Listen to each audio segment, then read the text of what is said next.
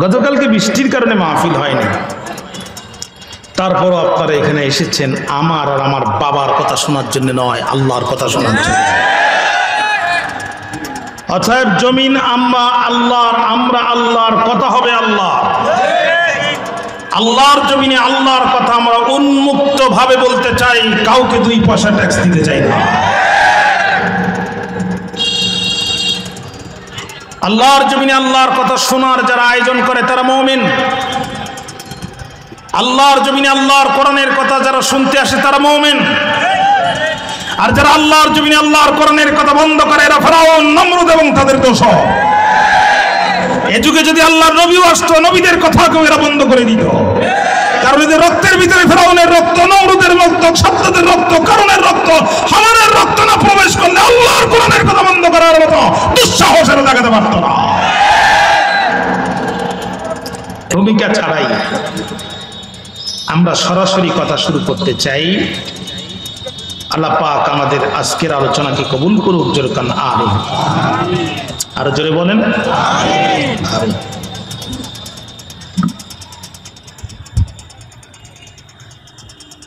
তেলাওয়াত করেছি কোরআন আল কারীমের 29 নম্বর সূরা 20 নম্বর পারা সূরাতুল আনকাবুতের 2 নম্বর আয়াতে কারিমা। আনকাবুত শব্দের অর্থ হচ্ছে মাকড়সা। জোরে বলেন অর্থ কি? একটু কথা বলেন সবাই, অর্থ কি? চিৎকার দিয়ে জবাব দেন। কোরআন নাজিল করেছেন আল্লাহ মানুষের কাছে না মাকড়সার কাছে?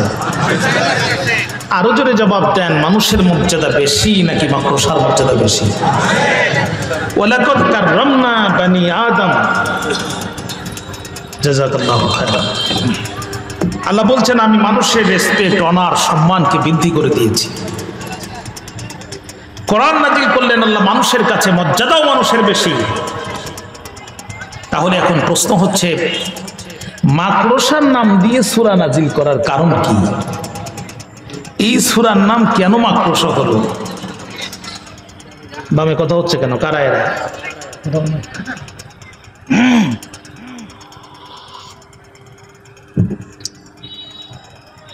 এই সূরার নাম মাকড়সা হওয়ার কারণ কি? আল্লাহ পাক নিজেই এই প্রশ্নের জবাব দিয়েছেন এই সূরার 41 নম্বর আয়াতে কারিমার মধ্যে। আল্লাহ রাব্বুল আলামিন বলেন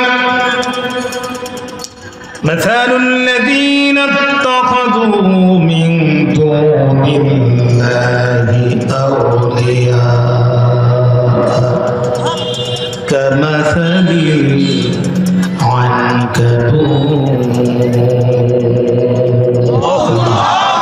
আরো জোরে বলেন, আরো জোরে বলেন। পৃথিবীর সবচাইতে শ্রেষ্ঠ শব্দটার নাম হচ্ছে আল্লাহ। এর থেকে মজাদার, এর থেকে চমৎকার আর কোন শব্দ পৃথিবীতে হতে পারে? আর জোরে বলেন, চিৎকার করে বলছে আল্লাহু আকবার। আল্লাহ রাব্বুল আলামিন বলছে আল্লাহকে ছাড়া অন্য কাউকে অভিভাবক হিসাবে গ্রহণ করে যারা, মাকড়সার মতোই তারা। আল্লাহকে ছাড়া অন্য কাউকে অভিভাবক হিসাবে গ্রহণ করে যারা, মাকড়সার মতোই তারা। আপনারা মনে করেন না আমি কথা গোপন করতে পারি না, এটা আমার অভ্যাস। এই ঠাকুরগাঁয়ে এক সময় আমার সবচেয়ে বেশি মাহফিল হতো। রানী শঙ্কল, বালিয়াডাঙ্গি, হরিপুর, বনগা, আলসিয়া, ফগরগা নাকি জানো, আমি যাই নাই ঠাকুরগাঁর ন্যাক মরদ টরদ দিয়া, এমন জায়গা খুব কম আছে। আমি কথা বলি আল্লাহর কোরআনের দিকে তাকিয়ে, কারোর চোখের দিকে তাকিয়ে নয়। বিগত প্রায় 5-7 বছর ঠাকুরগাঁতে আমার ঢোকা বন্ধ। আপনারা সাইড সুইট দিয়া, কানি কুনে দিয়া কেমনে যে ভিতরে ঢুকালেন আল্লাহ পাক ভালো জানে।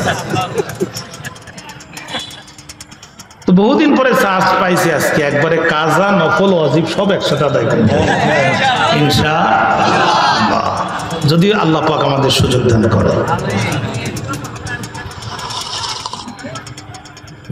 আল্লাহকে ছাড়া অন্য কাউকে অভিভাবক হিসাবে গ্রহণ করে যারা মাকড়সার মতো, চিৎকার দিয়ে বলেন বক্তব্য আমার না বক্তব্য আল্লাহ?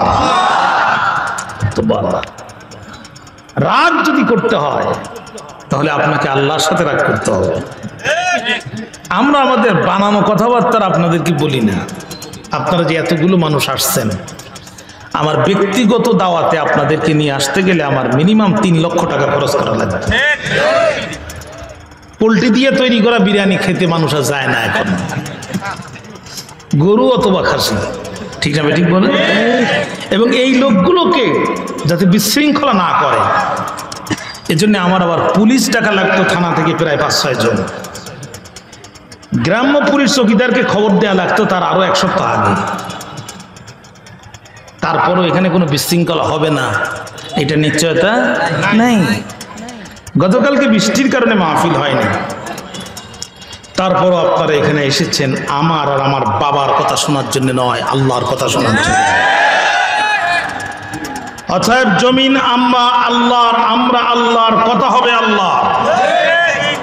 আল্লাহর জমিনে আল্লাহর কথা আমরা উন্মুক্ত ভাবে বলতে চাই, কাউকে 2 পয়সা ট্যাক্স দিতে চাই না।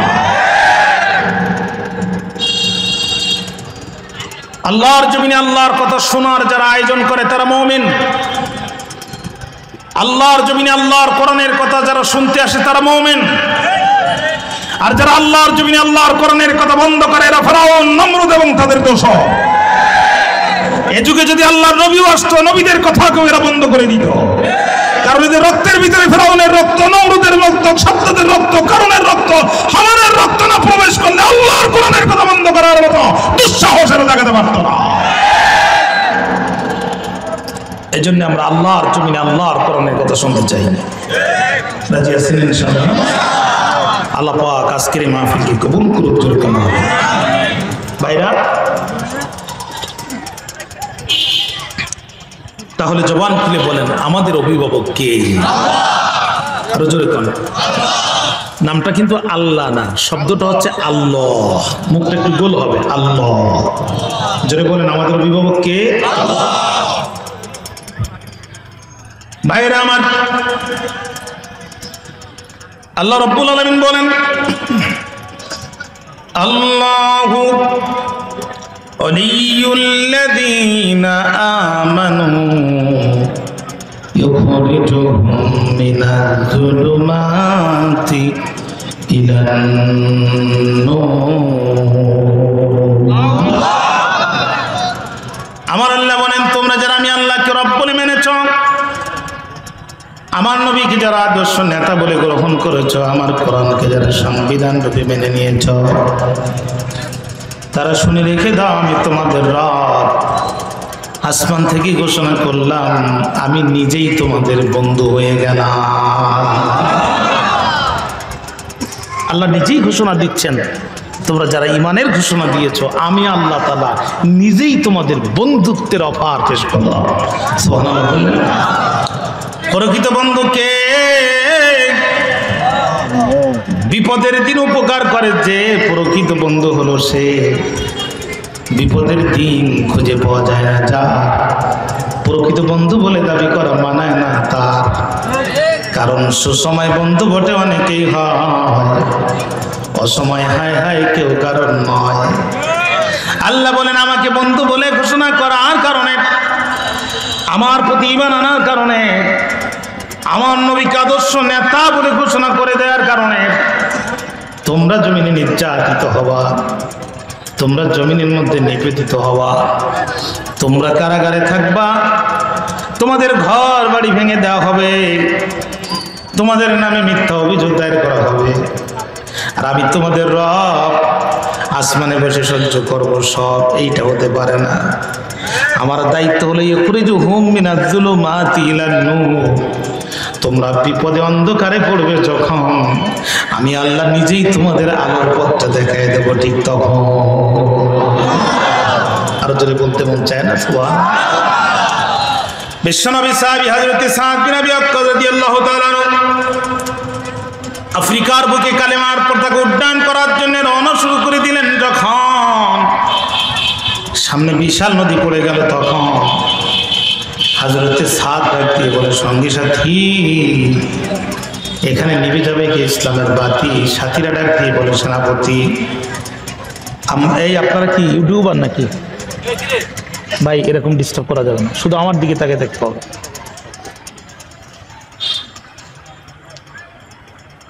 প্লিজ, খুব নীরব।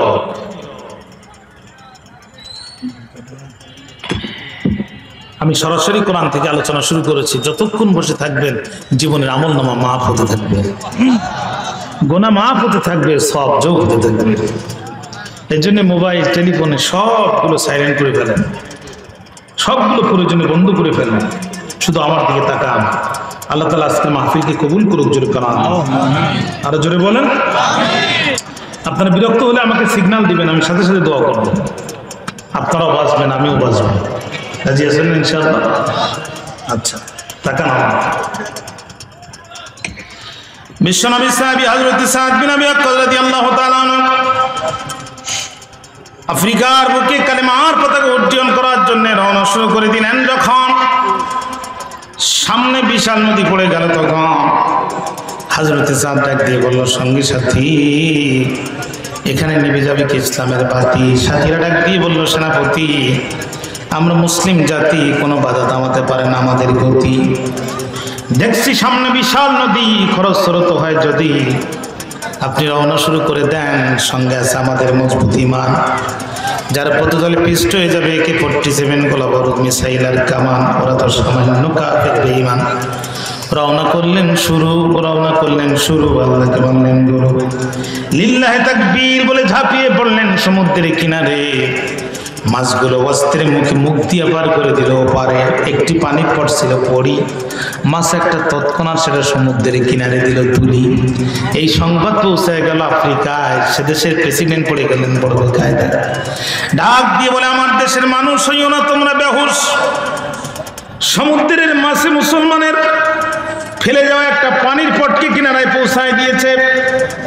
এই সংবাদ পেয়ে তোমরা হতাশ হও না। ওই যে পাশে আছে আফ্রিকার জঙ্গল, ওই জঙ্গল হতে দেবে না মুসলমানদের মঙ্গল, থামিয়ে দেবে ওদের ইসলাম নামের নাঙ্গল। আমার আল্লাহ ডাক দিয়ে কয়, উলাইকা কাল্লানআম বাল হুম আদাল। ক্ষমতার দাপটে আল্লাহর ইসলামের অগ্রযাত্রাকে থামাইতে চায় যারা, আল্লাহর ভাষায় চতুষ্পদ রাম ছাগল তারা। সেম কোয়ালিটি অফ এনিমাল, এরা চতুষ্পদ জন্তুর মতো। শুধু তাই না, বালহুম আদল, কোনো কোনো ক্ষেত্রে তার চাইতে নিকৃষ্ট। ঠিক না বেঠিক বলেন? এরা বুঝেও না। চতুষ্পদ জন্তু যেমন কানে কথা শোনে না, অন্তর দিয়ে বোঝে না, চেষ্টা করে না, এরাও ঠিক তাই। Same quality of animal. উলাইকা কাল আনাম। বক্তব্য আমার না আল্লাহর। আরো জোরে বলেন। বিশ্বনবী সাহাবী হযরত সাদ দাঁড়ায় গেলেন। মনোযোগ আছে তো আমার দিকে? জঙ্গলে প্রাণীদের উদ্দেশ্যে বক্তব্য করা শুরু করলেন। রে জঙ্গলি প্রাণীরা, আমরা আল্লাহর নবী সাহাবী এসেছি মদিনাতুল মুনাওয়ারা থেকে একটি কর্মসূচি হাতে নিয়ে। এই কর্মসূচি আমাদের বাবাই দেয় নাই, এই কর্মসূচি আমাদের স্ত্রীরা তৈরি করে আমাদেরকে দেয় নাই। এই কর্মসূচি দিয়েছেন যিনি, আসমান জমিন সৃষ্টি করেছেন তিনি। আর এই কর্মসূচির নাম হচ্ছে আলা লাহুল খালকু ওয়াল আমর। সৃষ্টি যা, আইন চলবে তা। একটু জবান খুলে বলেন, সৃষ্টিকার আল্লাহ। বিস্তীর্ণ মহাকাশ কে সৃষ্টি করেছেন? প্রশস্ত জমিন কে সৃষ্টি করেছেন? সূর্যের আলো দিয়ে আমাদেরকে ভিটামিন ডি ঢুকাই দিচ্ছেন কে? রাতের ঘুম দিয়ে আমাদেরকে আবার প্রশান্তি দিচ্ছেন কে? আরো জোরে বলেন। বৃষ্টির প্রয়োজন হয় যখন, কে বৃষ্টি বর্ষণ করে তখন? وأنزل من السماء ماء فأخرج به من الثمرات। الله أكبر। আল্লাহ বলছে বৃষ্টির প্রয়োজন হয় যখন আমি বৃষ্টি বর্ষণ করি তখন, আর বৃষ্টি বর্ষণ করি যখন জমিন উর্বর হয়ে ফসল হয় তখন, আর ফসল যখন হয় আমরা সেই ফসল খেয়ে আমাদের ক্ষুধা নিবারণ করি। আকাশ যদি আল্লাহর হয়, বৃষ্টি যদি আল্লাহ দেয়, জমিন যদি আল্লাহরই হয়, এখন চিৎকার করে বলেন তো দেখি আইন চলবে কার? আরো জোরে বলেন। 2024 সালে আমার আল্লাহ যদি বৃষ্টির পানি বন্ধ করে দেয়, বর্তমান পৃথিবীর শয়তান এখন এখানে লাগছে। এই কি মোবাইল কি হয়েছে? কারা এরা?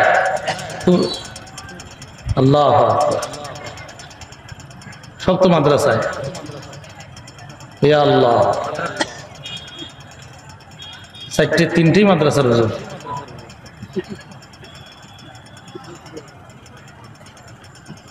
বেনজির হইও না বাবা, নজির হও।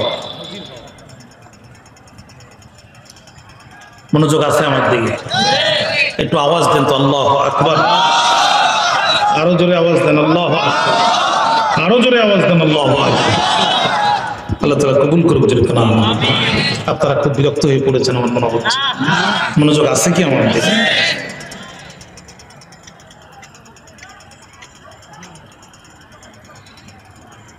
খেয়াল করেন, আমেরিকার প্রেসিডেন্ট জো বাইডেন আর তার সন্তান হচ্ছে ইসরায়েলের প্রেসিডেন্ট নেতানিয়াহু। এই পিতা পুত্র 2 হারামখোর মিলে, সন্তান মানে রুহানি সন্তানের কথা বোঝাইছে।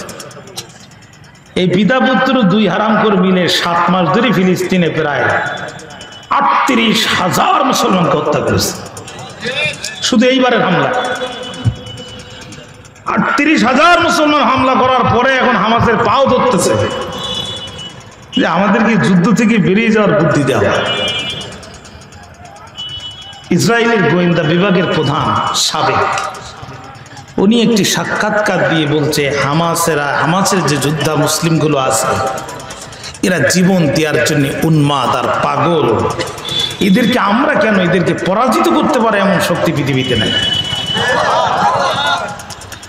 20 বছর ধরে আফগানিস্তানের সুরাবাড়িতে মার খেয়ে কোন রকম জানটা নিয়ে বিদায় নিয়ে চলে গেছে। আর এখন যে এই ধরাটা খাইছে ফিলিস্তিনে, খুব বেশি দিন সামনে নাই, ফিলিস্তিনে কোরআনের পতাকা পথ করে উঠবে ইনশাআল্লাহ। গোটা বিশ্ব তাকিয়ে আছে। পৃথিবীর বড় বড় রাষ্ট্রগুলো এখন তাদের নাগরিকদের চাপে সব ধরনের হুমকি ধামকি ভুলে সরাসরি ফিলিস্তিনকে স্বাধীন দেশ হিসাবে ঘোষণা দিচ্ছে। একটির পর একটি রাষ্ট্র ফিলিস্তিনের পক্ষে অবস্থান নিচ্ছে। গোটা পৃথিবী এখন ফিলিস্তিনের পক্ষে কথা বলছে, ফিলিস্তিনের মুসলিম জনতার পক্ষে কথা বলছে। বিশ্ব মানবতা এখন ডুকরে ডুকরে কাঁদছে। সেদিন বেশি দূরে নয়, ইসরায়েলকে কুকুরের মতো লেজ গুটায় পালাতে হবে, ফিলিস্তিনকে মুসলমানের হাতে ছেড়ে দিতে বাধ্য হবে। সেদিন খুব বেশি দূরে নয়, সময় খুব কাছাকাছি এসে গেছে। আমেরিকার প্রেসিডেন্ট জো বাইডেন সহ গোটা পৃথিবীর সমস্ত রাষ্ট্রপ্রধানরা এক জায়গায় হয়ে আটলান্টিক আর প্রশান্ত মহাসাগরের উপকূলে তাঁবু গেড়ে পৃথিবীর সমস্ত গোলা বারুদগুলো এক জায়গায় করে সেকেন্ডে 10 লক্ষ করে গুলি যদি আকাশে ছড়ে আর বলে বৃষ্টি দিস না কেন, বৃষ্টি দিস না কেন, জবান করে বলেন তো দেখি একটি ফোঁটা বৃষ্টির পানি কি তারা জমিনে আনতে পারবে? আর যদি বলেন তাহলে বৃষ্টি দেওয়ার মালিক কে? সারা পৃথিবীর সব নেতা মিলে একটি ফোঁটা বৃষ্টির পানি যদি জমিনে না আনতে পারে, কসম আল্লাহর, তাদের তৈরি করা আইন মানলে পৃথিবীতে কোনোদিনও শান্তি প্রতিষ্ঠিত হবে না। এই জন্য আমার আল্লাহ বলছে আলা লাহুল খালকু ওয়াল আমর, সাবধান সাবধান, জমিন যা আইন চলবে। চিৎকার করে বলে আইন চলবে।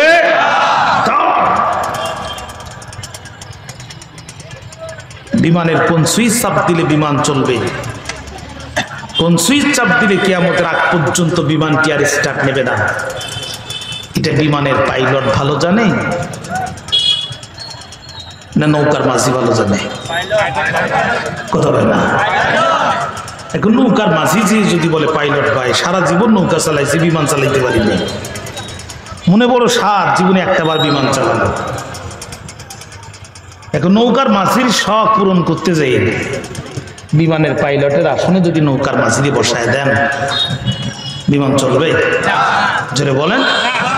নৌকার মাঝিরে দিয়ে যেমন বিমানের পাইলটের আসনে বসে বিমান চালানো যায় না, আল্লাহ তৈরি করায় পৃথিবী দিল্লি আর আমেরিকার তৈরি করা আইন দিয়ে শান্তি হতে পারে না।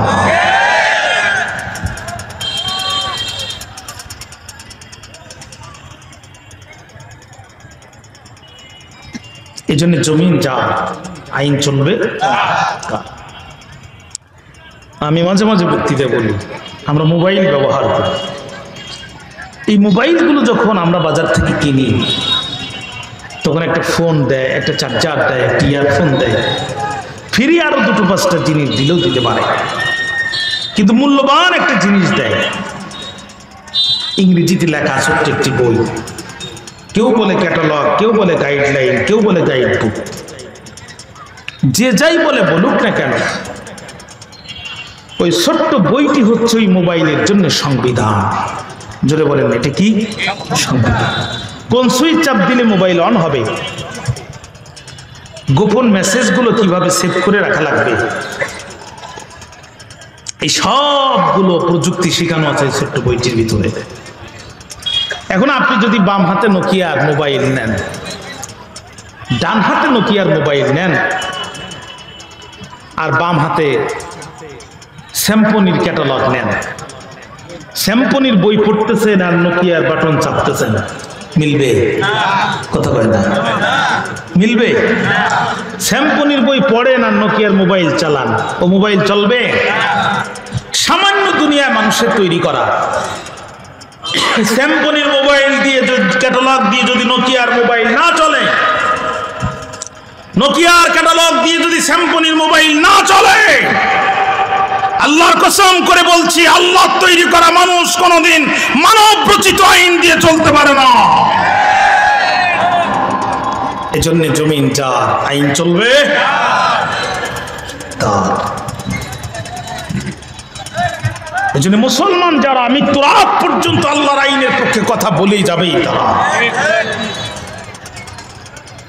আল্লাহ রাসূল কোরআনের পক্ষে, আল্লাহর আইনের পক্ষে কথা বলেছেন, মার খেয়েছেন, রক্ত দিয়েছেন, ঘর বাড়ি ছেড়েছেন, জন্মভূমি ত্যাগ করে মদিনায় চলে গিয়েছেন, প্রয়োজনে তরবারও হাতে তুলে নিয়েছেন, কিন্তু আল্লাহর জমিনে আল্লাহর কোরআনের কথা বলা থেকে একটি সেকেন্ডও বিরত থাকেন নাই, আমরাও থাকতে চাই না।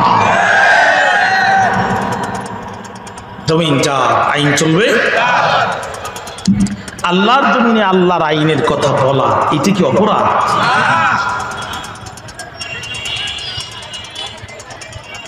বিশ্বনবী সাহাবী হযরত সাদ বিন আবি ওয়াক্কাস বললেন, দেখো জঙ্গল থেকে বেরিয়ে যাও, আমাদের নিরাপত্তার ব্যবস্থা করে দাও,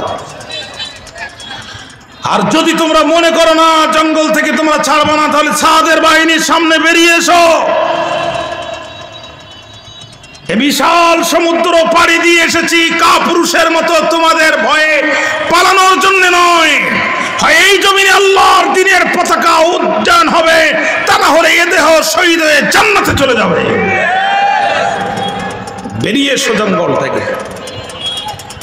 আমরা কিন্তু সেই মোল্লা বিনা অস্ত্রে বাঘের সামনে লড়াই করার ঘোষণা দিয়েছিল যে মোল্লা, আজকে ধনী মানুষের বাড়ির কুকুরের গায়ে ঢিল মারলে থানায় মামলা হয়, মোল্লাদের ফিটালি কোনো বিচার নাই। কথা না কন্যা, যাত্রার প্যান্ডেলে 20 টাকার বিনিময়ে উলঙ্গ হয়ে নাসা নারীর জীবনের নিরাপত্তা আছে, আলেমদের জীবনে নিরাপত্তা নেই। আইনের শাসন, বঙ্গবন্ধুর ভাষণ, জিয়া কেটেছে খাল, এরশাদের নানান তাল, ফখরুদ্দিন, মঈনুদ্দিন, সব ঘোড়ার ডিম দেখা শেষ। যে পরিস্থিতি সৃষ্টি হচ্ছে সামনে টুপি আর দাড়িওয়ালাদেরই বাংলাদেশ, একটু অপেক্ষা করেন। বাঘের সামনে বিনা অস্ত্রে লড়াই করার ঘোষণা দিয়েছিল যে মোল্লা, আমরা সেই মোল্লা। সাদ বিন আবি ওয়াক্কাস বললেন, আমরা রাসূলের সাহাবী, আমরা রাসূলের সাহাবী। এই খরস্রোত সাগর পাড়ি দিয়ে আল্লাহর দ্বীনের কালেমা এই জমিনে উড্ডয়ন করার জন্য এসেছি, তোমাদের ভয়ে পালানোর জন্য আমরা এখানে আসি নাই। অতএব জঙ্গল ছেড়ে দাও, আমাদের নিরাপত্তার ব্যবস্থা করে দাও। আর যদি জঙ্গল না ছেড়ে দাও তাহলে জঙ্গল থেকে বেরিয়ে আসো, আগে তোমাদের বিরুদ্ধে লড়াই হবে, তারপরে আফ্রিকার মানুষের বিরুদ্ধে লড়াই হবে। বিশ্বনবী সাহাবী যখন এই ঘোষণা দিয়েছে, মুহূর্তের ভিতরে জঙ্গল ছেড়ে দিয়ে বাঘের পিছনে বাঘ, সাপের পিছনে সাপ, সিংহের পিছনে সিংহ, জঙ্গল ছেড়ে দিয়ে মুসলমানদের নিরাপত্তার ব্যবস্থা করে দিল। ওয়াকানা হাক্কান আলাইনা নাসরুল মুমিনিন। আমার আল্লাহ বলছে, মুমিন বান্দা যখন বিপদে পড়ে যায় তাকে সাহায্য করা আমি আল্লাহর পক্ষে, আমার আল্লাহর জন্য, আমি আল্লাহর জন্য ওয়াজিব হয়ে যায়। তুমি বলেন না সুবহানাল্লাহ। তাহলে এবার জবান খুলে বলেন তো, আমাদের অভিভাবক কে? আরো জোরে বলেন। ভাইরা আমার, আল্লাহ বলছেন পক্ষান্তরে আল্লাহকে ছাড়া অন্য কাউকে অভিভাবক হিসাবে গ্রহণ করে যারা মাকড়সার মতোই তারা। কেন আল্লাহ তাআলা মাকড়সার সাথে তুলনা করলেন? আমার আল্লাহ বলছেন, ওয়া ইন্না আওহানাল বুয়ুতি লাবাইতুল আনকাবুতি লাও কানু ইয়ালামুন। ও পৃথিবীর মানুষেরা লক্ষ্য কর, একটা মাকড়সা বসবাস করার জন্য তৈরি করে ঘর। একটি মাকড়সা সেকেন্ডের পর সেকেন্ড, ঘন্টার পর ঘন্টা, মিনিটের পর মিনিট অত্যন্ত পরিশ্রম করে বসবাস করার জন্য একটি ঘর নির্মাণ করে। একটা মানুষ সেই ঘরটি তছনছ করে মাত্র 0.1 মাইক্রো সেকেন্ডে। আঙ্গুল দিয়ে মারলো টান, মাকড়সার জাল খান খান। আল্লাহ বলল, আমার গোলামেরা রে, আমার জমিনে বাস করবে, আমার জমিনে বাস করবে, আমি আল্লাহর নিয়ামতকে গ্রহণ করবে। আর অন্য কাউকে অভিভাবক হিসাবে গ্রহণ করে আমার জমিন থেকে আমার দিনকে নির্বাপিত করে যারা দিতে চাইবে, মাকড়সার জালের মতো এক ধাক্কা দিয়ে সেকেন্ড এরকম সময় ওদের অস্তিত্ব পৃথিবীর জমিন থেকে আমি আল্লাহ বিদায় করে দিব। ভাইরা, অহংকার করেন না, ক্ষমতার দাপট দেখাবেন না, লাস্টে এক টুকরা গোস্তও কিন্তু খুঁজে পাওয়া যাবে না। খুব সাবধান। আল্লাহকে ছাড়া অন্য কাউকে অভিভাবক হিসাবে গ্রহণ করে যারা, মাকড়সার মতোই তারা। আল্লাহ ধাক্কা, আল্লাহ শুধু কোন ফায়াকুন, কোন বললে ফায়াকুন হয়ে যায়। আল্লাহ ধাক্কা দিতে দেরি হবে, 14 গোষ্ঠীর অস্তিত্ব মাটির সাথে ভেনির সাথে দেরি হবে না। জানাজার মুসল্লিও খুঁজে পাওয়া যাবে না, ইমামও খুঁজে পাওয়া যাবে না।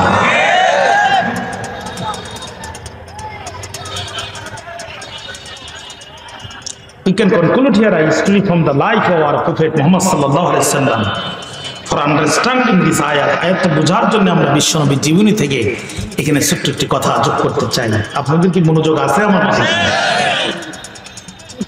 1500 বছর পূর্বে আল্লাহর নবী কোরআনের দাওয়াত দিয়েছিল যেই দিন, রাসূলের বিরুদ্ধে সমস্ত চক্রান্ত হয়েছিল সেই দিন। 40 বছর পর্যন্ত আল্লাহর নবী ছিলেন আল আমিন। রসুল বলতো যা, মক্কার লোকে বিশ্বাস করতো তা। আল্লাহর নবী বলতো মক্কাবাসী সূর্য কোন দিক থেকে ওঠে, মক্কার লোকজন বলতো সূর্য পূর্বে ওঠে, পশ্চিমে অস্ত যায়। বিশ্বনবী বলছে, আমি মুহাম্মদ যদি বলি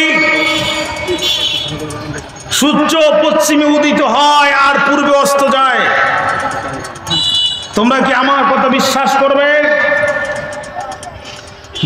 মক্কার লোকজন বলছে, তোমার নাম আল আমিন, সূর্য ওঠে যেই দিক আর নামে যেই দিক এইটা আমাদের দেখার দরকার নাই, তোমার নাম আল আমিন, তুমি যেটাই বলবা সেইটাই ঠিক।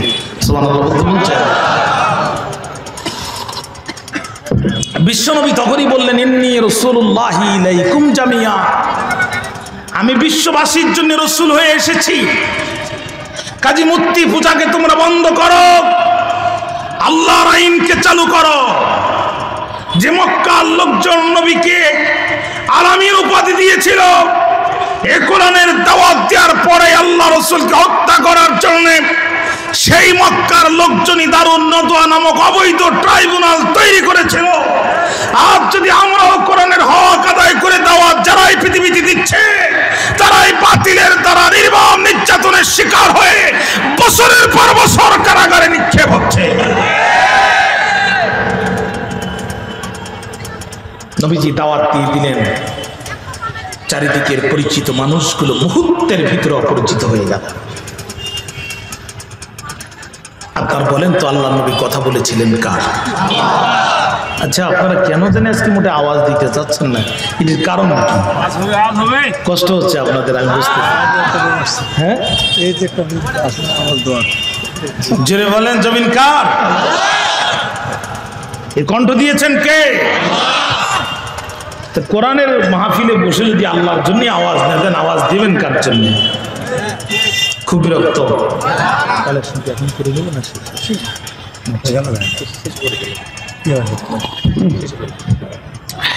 মনোযোগ আছে তো আমার দিকে? নবীজি কার কথা বলতেন? মা ইয়ানতিকু আনিল হাওয়া ইন হুয়া ইল্লা ওয়াহয়ু ইউহা।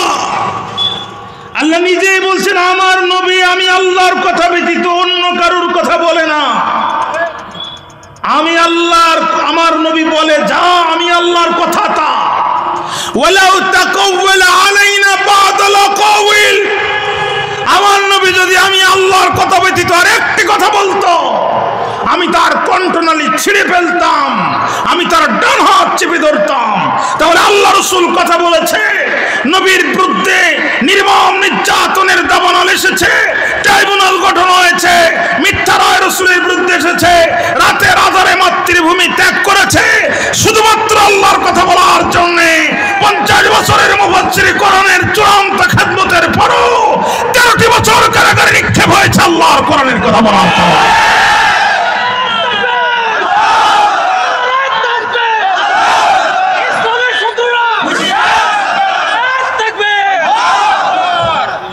এতক্ষণ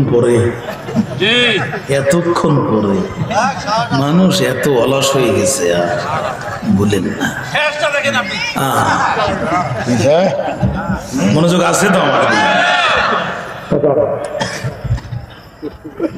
তাকান আমার দিকে। একজন চলে গেছে, কিন্তু আপনারা কণ্ঠরোধ করতে পারবেন না। মোল্লায় বেতন পায় 3000 টাকা, আর জুমার দিন বক্তব্য দেয় 3 লাখ টাকার।